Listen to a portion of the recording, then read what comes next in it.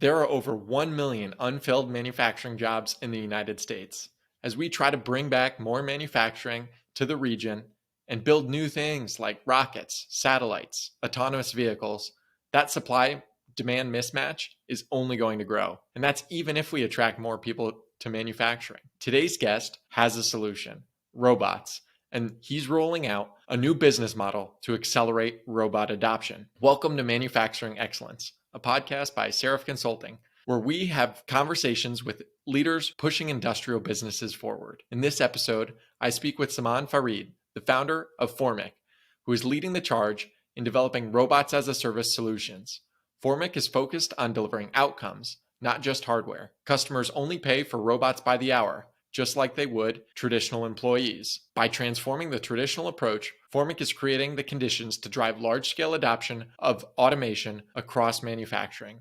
Whether you're a large industrial company or a small batch manufacturer, I think you'll find Formic fascinating. Thanks for joining today. It'd be awesome if you could just explain why you created Formic and what types of customers it's helping right now. Yeah, it's a great question. I'll start a little bit with my background. I spent the last 10 years as a venture capitalist in Silicon Valley, investing in new technology, investing in AI and machine learning, and a lot of robotics. I invested in more than 50 different robotics companies and sat on the board of many of them. In kind of traditional Silicon Valley style, you think of everything as a technology problem. You're like, oh, if we only had better AI and better robots, then we would see mass adoption of robotics. But we invested in all these incredible technology companies, but we still saw super small amounts of adoption. Like we had 10 units deployed here, 20 units deployed there.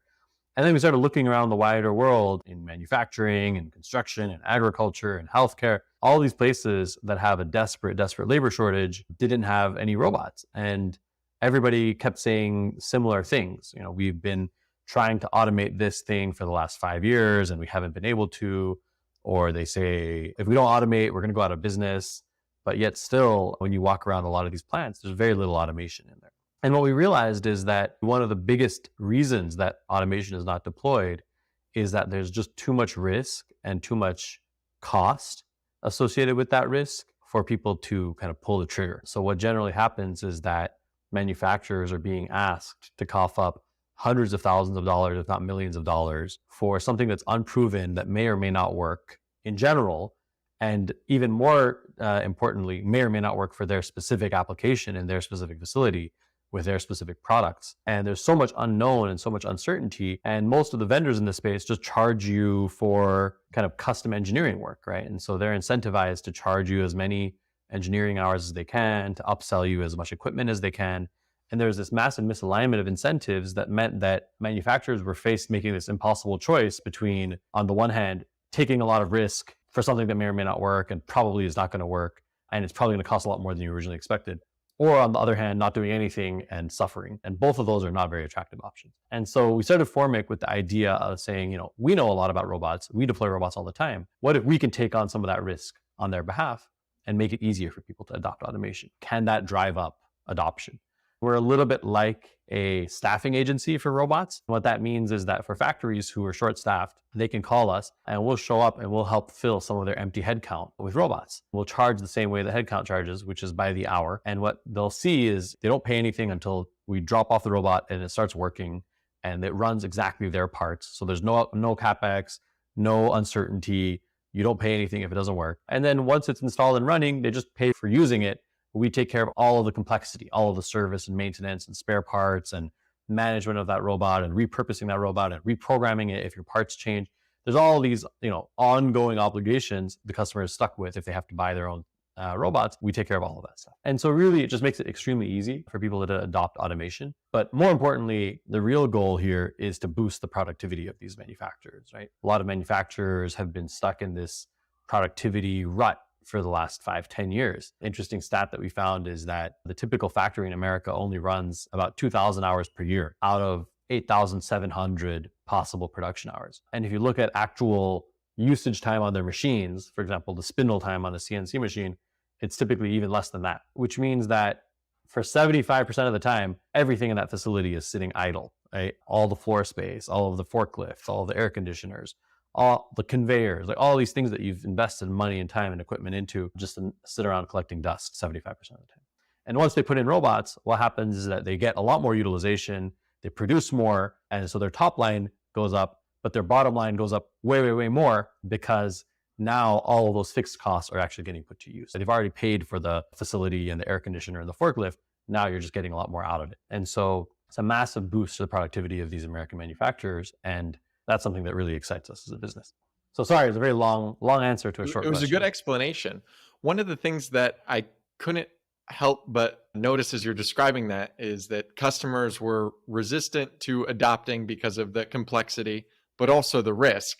So your model, it sounds like you're taking on quite a bit of risk in these robots. You're able to bring down some of that cost because of your expertise and the aligned incentives. But I would think that the selection of which applications make sense for you right now as a smaller company would matter a lot. So what types of use cases are making sense for you to deploy right now? I figure it'd be pretty hard to underwrite a use case where the value proposition doesn't make sense. Yeah, absolutely. So there's three big areas for us of interest to your listeners. One of the big ones for us is metal fabrication processes. And so we put a lot of robots that load and unload CNC machines. So they pick up blanks and they put them in, take them out. They load and unload presses, for example, in sheet metal and things like that.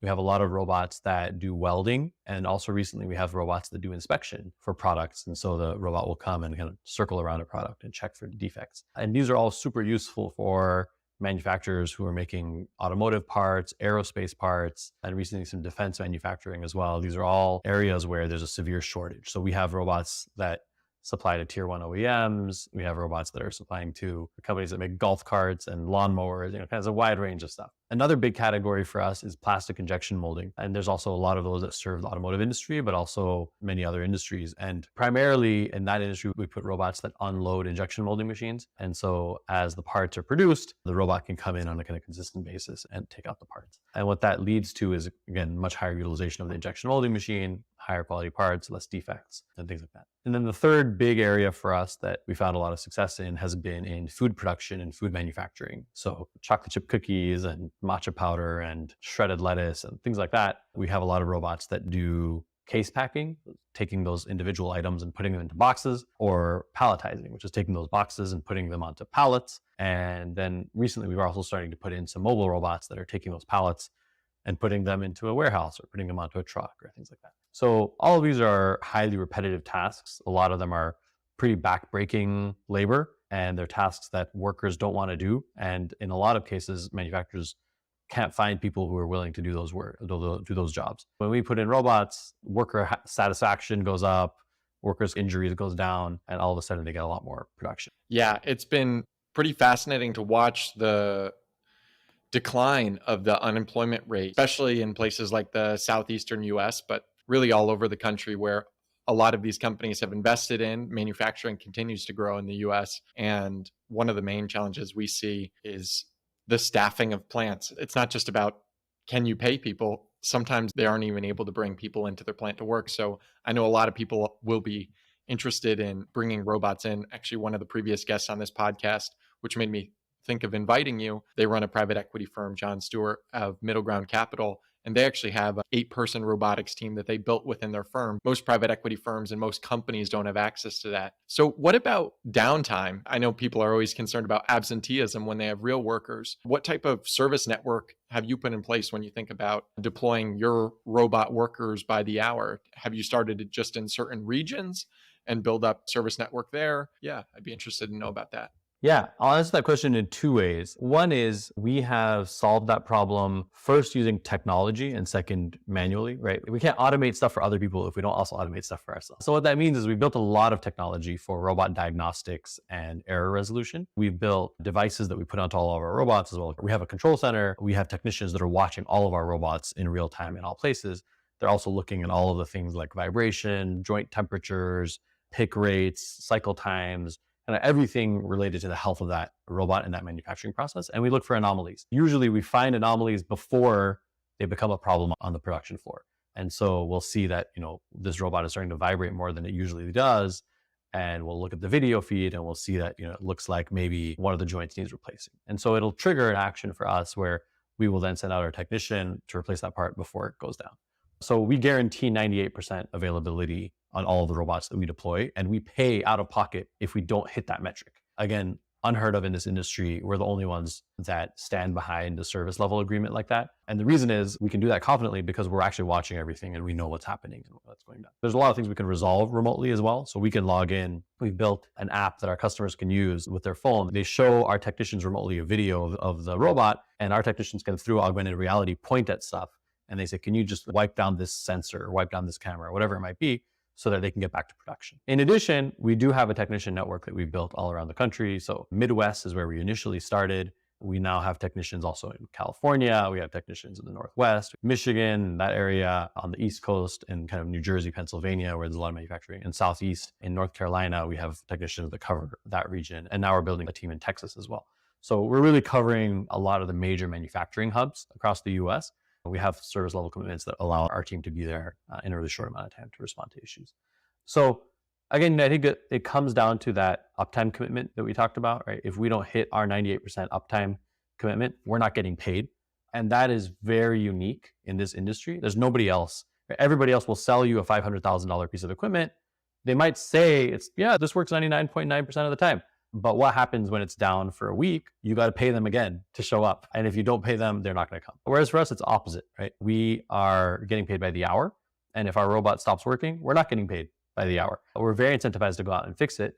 That puts us on the same boat with our customers. And I think that's really where what a lot of customers have said is, I like that you have skin in the game, because we act differently when we're on the same side, instead of a counterparty who's trying to charge you for everything. Oh, pay me for this spare part. Pay me for those 3 hours.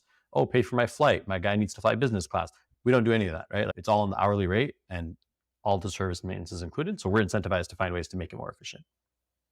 Yeah, that business model shift from what the engineering firms that typically install robots seems pretty powerful. But you're still working with a wide range of robots themselves, right? Like the suppliers of the robots you're not building, you're just building software to monitor a system of deploying and keeping them operate. Is that correct? And how have these existing robot makers viewed your kind of disruptive business model? Yeah, that was the kind of insight that led to this company. When we started, we said, oh, should we build our own robot? And when we looked around, we said, there's actually amazing people building fantastic robots. And we don't need to build new types of robots. What we need to do is make them easy to deploy and easy to install. So we work with a lot of existing robot manufacturers, Yaskawa, KUKA, Fanuc, Universal Robots. We work with all of these different kind of large robot manufacturers.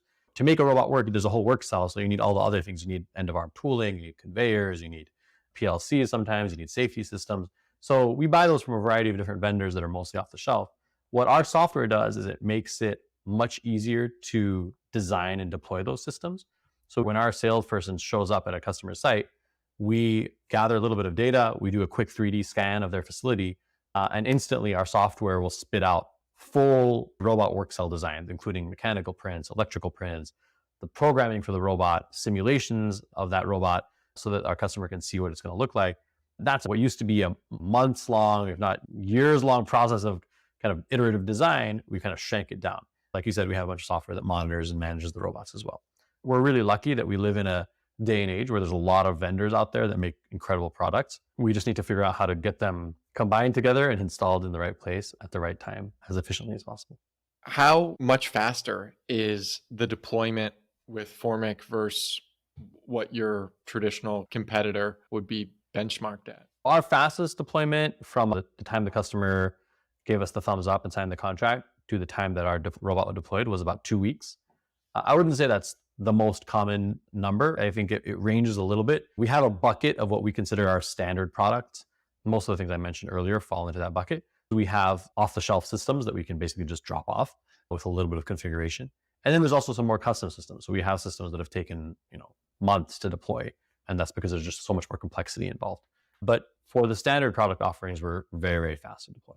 I feel like I read something where you had an ambition to be the largest robot workforce in a couple years. What are the obstacles to making that happen? What do you have to do to actually employ that? And what would the world's largest robot workforce actually look like? It sounds like it's a wide variety of robots. What number, I guess, are you shooting for, and what steps are you taking to get there? Yeah, I'll give you a couple of numbers of context and then I'll answer the question. Last year in America, in all of America, about 40,000 robots were deployed. At the same time, right now in America, there's more than 1.3 million unfilled manufacturing jobs. That's just unfilled manufacturing jobs, let alone if we want to increase productivity and do more. The rate of robot deployment today is not even a drop in the bucket. When I say kind of we want to build the world's largest robot workforce, what that means is on the order of 300,000 to 500,000 robots is where we want to get to. When you talk to people in the robotics industry and they hear that number, they think it's insane. They're like, in all of America, we only deployed 40,000 robots last year. How do you think you can do a few 100,000 yourself? But I truly believe, right, this model that we bring completely changes the way that robots get deployed. Now, I'll give you an example to illustrate why. Back in the day, if you wanted to have email address, what you would have to do is you would have to go and buy a $30,000 server.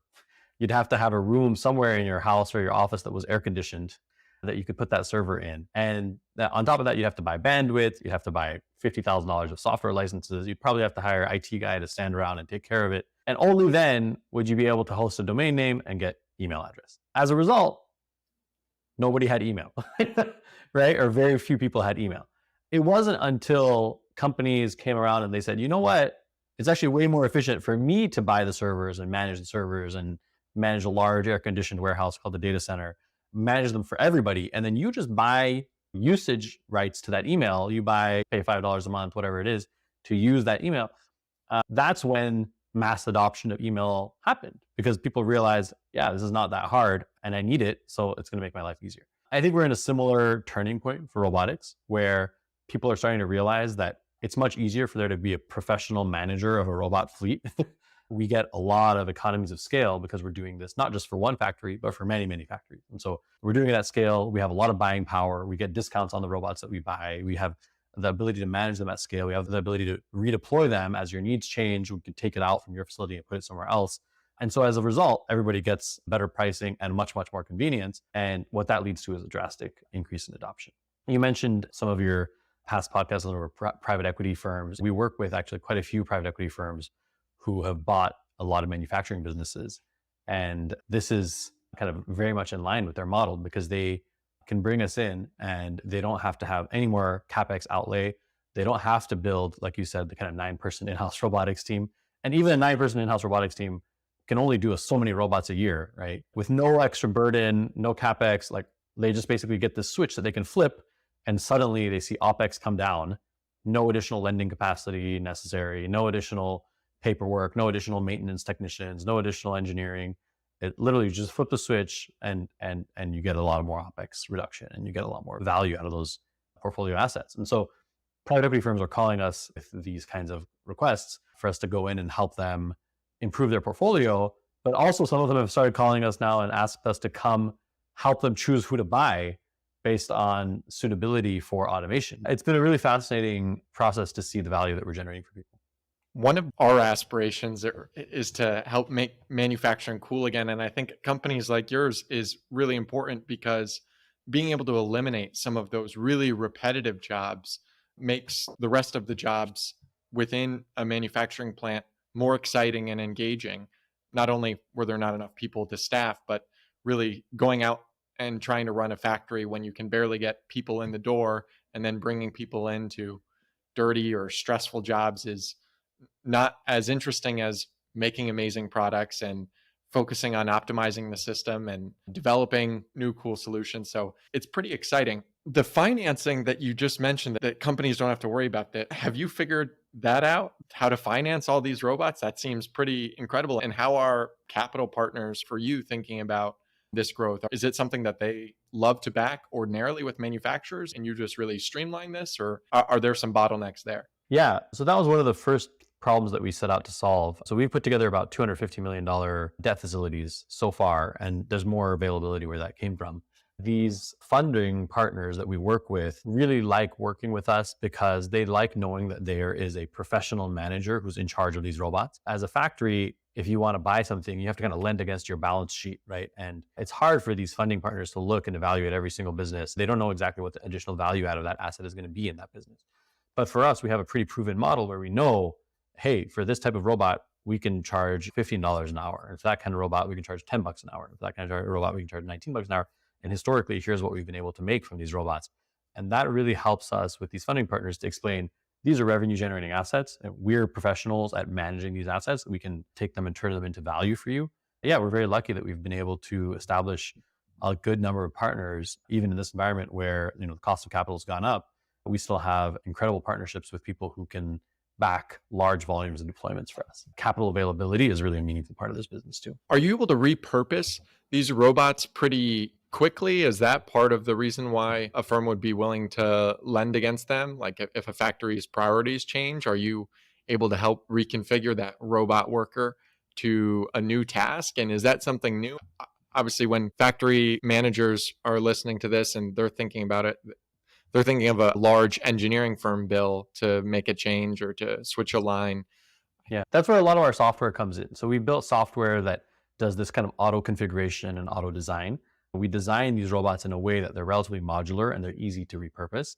Every job is a little bit different, right? Every product that you're picking up and handling has different requirements, and every environment has different needs. Sometimes you have to put it on the conveyor, sometimes you have to put it in a box, sometimes you have to put it on a pallet.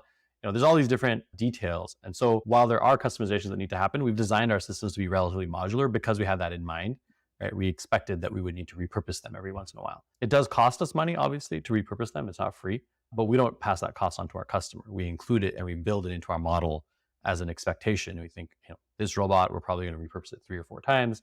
That robot, we're going to have to repurpose it 10 times. This robot, we're going to keep it in place for 5 years or 10 years in a row. So it really depends on the application. Is that deployment software something that's not been common even within larger engineering firms? I was just in a factory a few weeks ago. I was watching somebody configure a robot that was loading parts into an oven, and it looked fairly manual, making a lot of small adjustments to the code. What have you been able to do to make deploying a robot faster with your software? Yeah, it is a relatively new phenomenon. I think there are a lot of things that we do to make that possible. And one of the big ones, obviously, is simulation. So before we, turn a single screw or a wrench, we've simulated everything there is that we could simulate about that robot work cell. So we know exactly what's going to happen and how it's going to work. Obviously, in the real world, there are differences from the simulation. For example, boxes might come down the line and they're not exactly square, right? They might be kind of diagonal. So they're more diamond shaped than rectangular. That obviously happens in the real world, and we account for that in different ways. And we built software that basically has certain tolerances built into it. We simulate everything. We iterate on that simulation multiple times. And we also have software on the robots that make them a little bit more adaptable to changes in the real world. All of these little things stack together to make it more robust. You said you were an investor before starting this company. Are there new types of robot applications that you think that you'll be able to help deliver and scale up, some of those venture bets that maybe weren't able to reach customers because of the risk? Or are you mostly focused on the more traditional robot applications for now? Yeah, honestly, it's both. There's a lot of new technology out there and new methods and systems that make traditional robotics easier to deploy. And so we're kind of aggressive adopters of those new technologies. So there's both. There are new systems that we're deploying that are kind of built on new technology and computer vision and deep learning. There are also a lot of systems that we're deploying that are based on more traditional automation and more rule-based systems. I'd say the split is probably about 70-30, where 70% are more traditional rule-based robotics and about 30% are more AI-driven robotics. Yeah, that makes sense. Some of the fancy, splashy announcements related to robots that came out. There's a startup Figure, and I think most people have seen Tesla unveil these humanoid robots. You haven't went that path. You probably had the talent or the capability, and you could probably even gotten financing, given your experience, to make some type of general purpose robot. Why'd you choose specific robots instead of trying to make a humanoid robot worker, since your model seems like it would be the same one that these other companies would use of thinking about robots as workers rather than some big capital investment project? Yeah, I think the main reason is that we set out to solve a different problem than them. I think that we're talking about two problems at the same time. One problem is, how can we make robots do more things. And there are a lot of companies in that world, right? There's companies like the ones you mentioned, but there's also, Covariant and Dexterity. There's companies like Rapid. There's companies that make apple picking robots and robots that do construction related stuff, and Canvas, which does drywall sanding, and Ripcord, which scans paper. All those are incredible innovations. More power to them. I think it's really meaningful for people to push the boundaries of what robots can do. But what we're solving is a little bit of a different problem, which is there's actually already a lot of things that robots do very, very well. Most of those that robots are currently capable of, people aren't using them for, right? And so in my mind, it's a little bit futile for me to work on new capabilities because they're going to come up with the same problem. They're still not going to get adoption unless we solve this other issue, which is how do you get robots into people's hands as easily as possible? We're kind of clearing the pipe, if you will. And then any new type of robot that comes up that does some new thing, we're really excited to help make it easier for them to get adopted. So how is your team set up to do this? I assume you've got a team focused on the software. Are the people that actually are responsible for implementing the robots, are they in-house? And how does that whole team work together? Yeah, you could think of it as almost 4 different engineering teams. One engineering team is the software team. They do some of the stuff we talked about earlier, tools to automate the design and deployment and service and management and maintenance of those robots. Secondly, we have our solutions team. And so these are the engineers that show up on site to our customers' facilities and know enough about automation to be able to figure out what are the good tasks here for robots to do, and what are the data that we need to collect, and how do we kind of choose the right robot for the job. Then we have our deployment team. And so the deployment engineers are generally people who've deployed hundreds of robots across their careers, and they work with our vendors to buy all of the stuff that we need. They work with other kind of subcontractors who do some of the design and installation work. They basically make sure that the robot gets assembled as designed and gets installed and works, right? And so we go on the floor, actually test it, run product, prove that it works. Our customer does a kind of acceptance process as well. And then the next team of engineers that we have is what we call production optimization.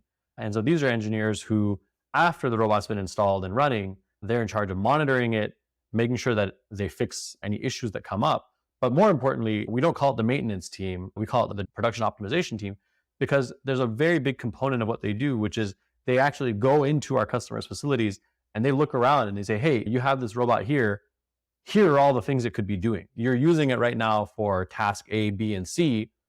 You could actually be doing tasks D, E, and F as well using this robot.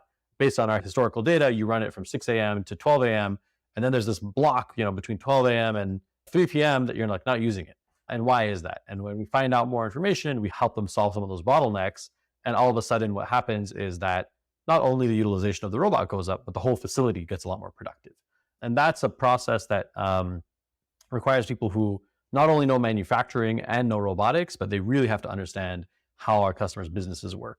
And so our customer success team is kind of embedded in that, and they work with our customers to help them get the most out of their robots. So those are all very different kinds of engineers, and they're all incredible in their own way. It's very difficult work that they all do. Yeah, that's fascinating. What types of skills do you think we need, especially maybe in North America, coming out, like people that are interested in working in manufacturing, and let's say they're interested in 10 years from now having really relevant skills if companies like Formic are succeeding and more things continue to be automated? I was always really impressed by some of the farms as well, like the app harvest and other farms that are going more robotic. What are the core skills? It sounds like some mechanical engineering, software engineering. What other types of skill sets are needed to support this new paradigm? That's a great question. More of everything, really. I think we need a lot of electrical engineers. We need people who are very familiar with robot simulation. We need process engineers who understand how production processes work and can design how these pieces speak to each other. We definitely need more software engineers who can build more robust systems that can do more interesting things. A lot of computer vision, AI, and machine learning are a very important part of this future that we're building. So I wish I had a single answer for you, but really it's everything. But even on the other side of the spectrum, even robotics technicians, we found it incredibly, incredibly hard to find people that are excellent as robot technicians. The number of people that actually have hands-on experience with the robot is so far and few between. And there are some community colleges and things like that that have programs especially tailored towards training robotics technicians, and they all get swept up first day that they graduate. We're looking at building our own training programs. We're also working with other places that train these kinds of folks. We need really a lot more people who have hands-on experience and are willing to show up and be the ones who solve problems. Will those simulation tools that you have be able to be used for education and training as well, or are they really just focused on deployment? We've built layers on top of existing simulation tools. So there's a lot of companies out there that make really great simulation tools. Like, for example, NVIDIA has this thing called Isaac Simulator, which they recently announced.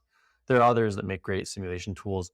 And we build systems that go on top of that. So those tools themselves are used in education, and we're hoping more people adopt them. The tools that we've built ourselves are kind of very Formic specific because they are dependent on what we think of as standard products, what are the things that we have in inventory, and what are the kinds of customers we're interacting with. They're a little bit more Formic specific. You said that 40,000 or so robot deployments, I think that was in the US. In Are these 2022. robot suppliers going to be ready to ramp up with you if you succeed?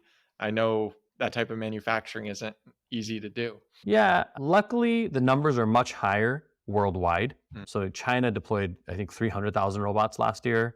Germany and Japan and other places have a good amount of volume as well. Moving the needle significantly for the US, I don't think it would kind of overflow the world market in terms of demand and need. We're just particularly behind in America right now.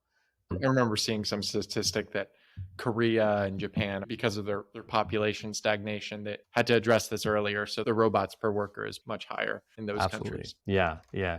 And there's so much data to back up the fact that every time you implement more robots, you actually end up with more jobs. There's this fear of robots taking away people's jobs, but the stats show the opposite, which is when you put in robots, you have a healthy business all of a sudden. When you have a healthy business, you're going to need people. These two things actually go hand in hand. I briefly worked for Jason Calacanis, who's a media guy, but he talked about in the 90s, his magazine started sending out an email, and I think they had 50,000+ email subscribers on there. And the effort that their CTO had to do in order to send out just their weekly email with maintaining multiple servers, having the list on different ones and firing them up in a specific sequence. And now I could go and I could send a 50,000 person email tomorrow using MailChimp, Substack, any type of thing. And the amount of creativity, especially with companies that you're able to help, those manufacturing ones, especially in defense or things that have lower volume that didn't have access to robots before, that's really powerful. Absolutely. We talk a little bit internally about trying to build a world of abundance. It's a little bit what you're describing. We live in a world that is full of shortages of everything, right? All of our customers are 8 months, 10 months behind schedule on their deliveries. They were before we worked with them, right? And it's very common in the manufacturing industry. COVID really made it more obvious, but we're still in a world where like there's far less production of things than we actually need. And that's why the costs are so high. And raising interest rates can reduce inflation a little bit. But really, what is the cause of inflation? It's the rising cost of goods. And what's the biggest counter-inflationary force? It's reducing the cost of production.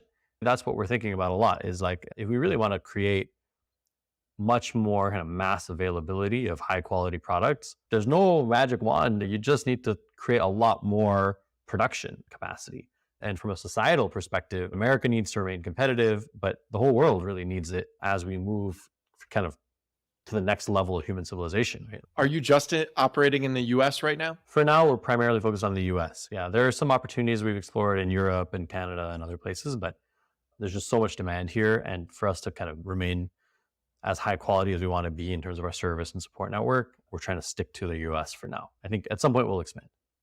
And if somebody wants to learn more about Formic, where's the best place to go? Well, they can go on our website, formic.co, or they can just email me. My email is the letter S at formic.co. So it's very easy. Well, thank you so much for coming on. I really appreciate it. This was a great episode. Thanks, Justin. Appreciate you having me on.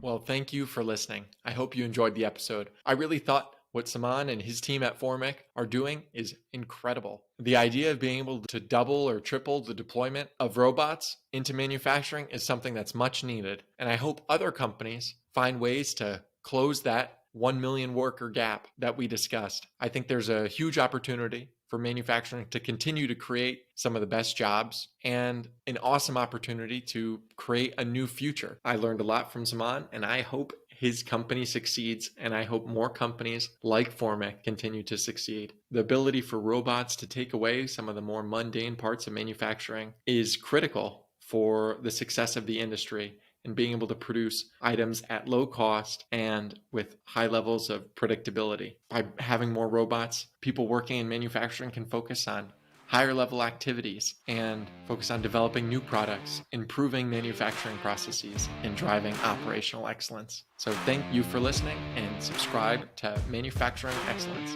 wherever you listen to podcasts.